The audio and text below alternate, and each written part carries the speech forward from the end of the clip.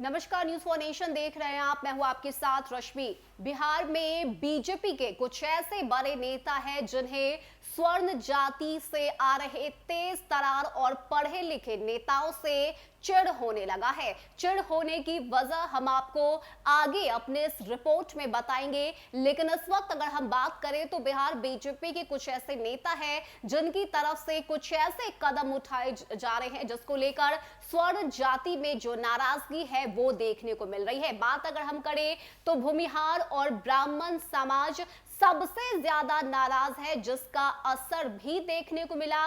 बात अगर हम करें तो बुचहा में हुए विधानसभा उपचुनाव के नतीजे से यह साफ हो गया कि भूमिहार जाति अब बीजेपी के साथ नहीं है। खास करके सच्चिदानंद राय का टिकट ऐन मौके पर बीजेपी ने काट लिया और एक बेनाम और गुमनाम चेहरे को बीजेपी ने अपना कैंडिडेट उतारा, जिसका भुगतान भी बीजेपी को करना पड़ा।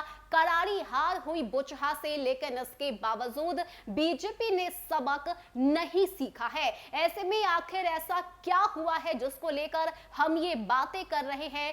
स्वर्ण जाति में क्यों नाराजगी देखने को मिल रही है और खास करके 13 अप्रैल के दिन क्या हुआ था, क्या घटना घटी थी, इसका भी जिक्र करेंगे और पूरी रिपोर्ट आपको विस्तार से बताते हैं कि आखिर बिहार में बीजेपी के ये नेता चाहते क्या हैं।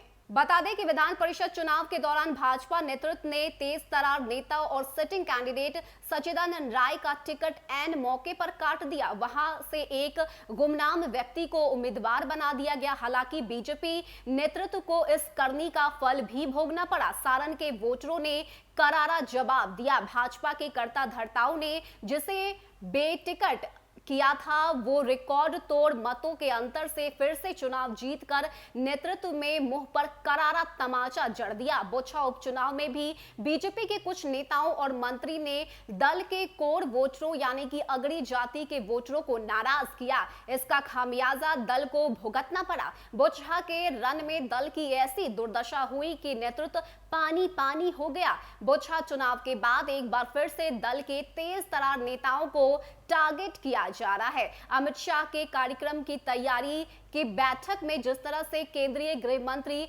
नित्यानंद राय ने ब्राह्मण समाज से आने वाले तेज तरार नेता और विधायक नीतीश मिश्रा पर भड़के, इसका प्रभाव अब बिहार में दिखने लगा है। बता दें कि ये घटना 13 अप्रैल की है, जब प्रदेश कार्यालय में 23 तारीख को आयोजित विजयोत्सव कार्यक्रम की तैयारी को लेकर समीक्षा बैठक आयोजित की गई थी। उसी बैठक में पूर्व मंत्री और कद्दावर नेता नीतीश मिश्रा की सलाह पर नित्यानंद राय भड़क गए थे। सार्वजनिक तौर पर जलील करने की कोशिश भी की। मतलब साफ है कि बिहार में कुछ ऐसे नेता हैं जो यहाँ पे बैठे हुए हैं जिन्हें तेज तरार नेताओं से परेशानी हो रही है। जिस कोर वोटर के सहारे चुनाव में बीजेपी की नैया पार लगती है, उसे ही डुबाने में लगे हुए हैं। जिस डाल पर बैठे हैं उसको काटने का सिलसिला शुरू कर दिया है। 2 चुनाव परिणामों ने सबक देने की भरपूर कोशिश की, लेकिन भाजपाई कालिदास मानने को तैयार नहीं है।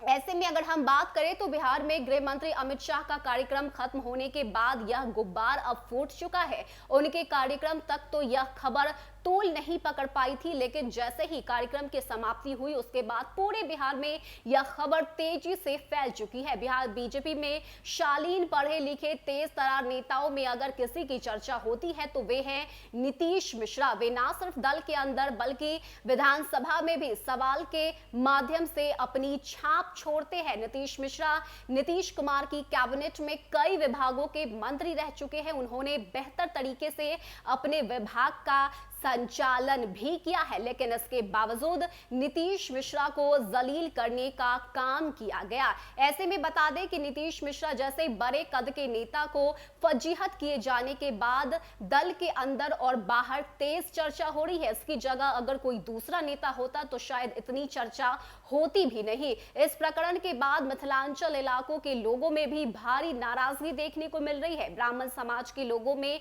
अंदर ही अंदर नेतृत्व और नित्यानंद नित्यानंद राय के प्रति भारी गुस्सा देखने को मिला है। तो बता दें कि ये जो घटना है वो 13 अप्रैल की है, जहां पे नीतीश मिश्रा को जलील करने का काम नित्यानंद राय की तरफ से किया गया, जिसके बाद मिथिलांचल की अगर हम बात करें तो ब्राह्मण समाज में जो नाराजगी है वो देखने को मिल रही है। ऐसे में अगर कुल मिलाकर देखा जाए तो बीजेपी अब तक नहीं सुधर पाई है। दो चुनाव जो हुए, इन दोनों ही चुनाव में बीजेपी की करारी हार हुई, लेकिन इसके बावजूद बीजेपी खुद को कालिदास मानकर बैठी हुई है और यही वजह है कि स्वर्ण जाति से आ रहे तेज तरार और पढ़े लिखे नेताओं को बेइज्जत करने का काम बीजेपी की तरफ से किया जा रहा है, जिसको लेकर अब स्वर्ण जाति में जो नाराजगी है वो भी देखने को मिल रही है। ऐसे में आगे ये पूरा मामला अब कितना आगे बढ़ता है और उसको लेकर बिहार में किस प्रकार से राजनीति देखने को मिलती है, खास करके बीजेपी आखिर